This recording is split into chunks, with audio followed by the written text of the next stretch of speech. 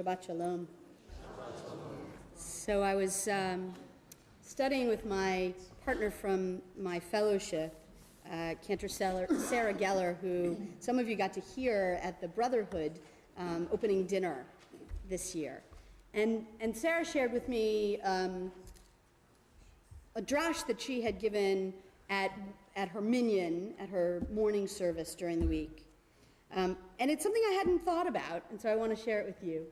At the end of the Torah portion this week, we have been reading about Joseph being sold into slavery and thrown in the pit, and all of Potiphar's wife, and you know the story because you've seen Joseph and the Amazing Technicolor Dreamcoat, and played it, and sung it, right? And at the end of this parashah, the place that we've gotten to is that Joseph has been in jail. And he's been in jail with those two guys, the butler and the cupbearer. And they each have a dream that he interprets for them. And he says to the one who survives this incident, right, to the cupbearer, that his dream means he's going to get out of jail and that he will be returned to Pharaoh's service. And Joseph asks him, don't forget me. And guess what the cupbearer does? He forgets him. He forgets him.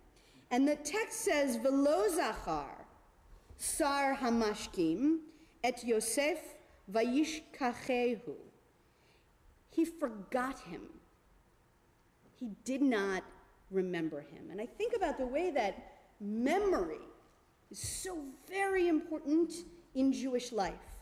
In so many aspects of Jewish life, we hold memory up. Zachar et HaShabbat. Remember Shabbat every week.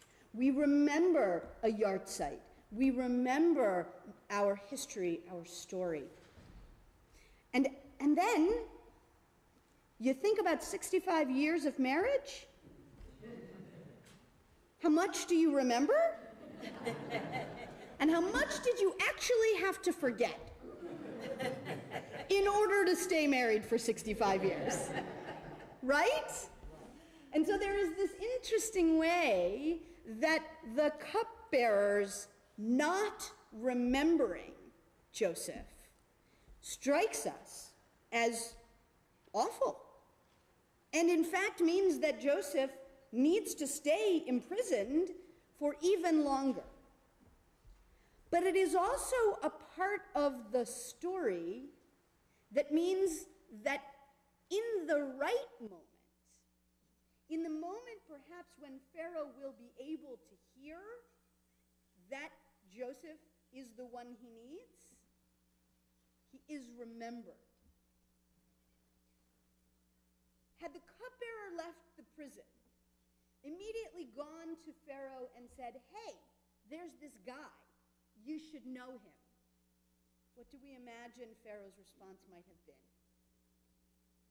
I got plenty of guys. I don't need another guy. I don't even need another dream interpreter. I have plenty. And those are the dream interpreters to whom Pharaoh will go when he has his troubling dreams. And they will all fail him. And then at that moment, when he is truly open to hearing about Joseph, that is when Joseph will be remembered. Does it mean that everything happens as it should and there is a master plan? Some of us might interpret it that way.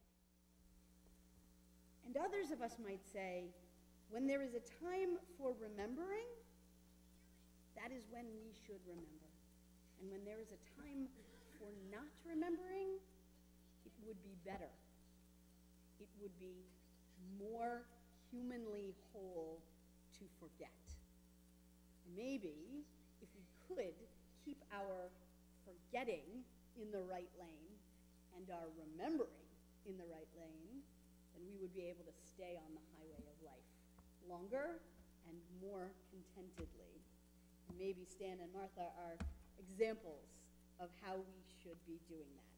And maybe they're not. I don't know. Some days Some days. To remember at the proper time and to forget at the proper time would seem to be a gift and a blessing in our lives. Shabbat Shalom. So Marianne.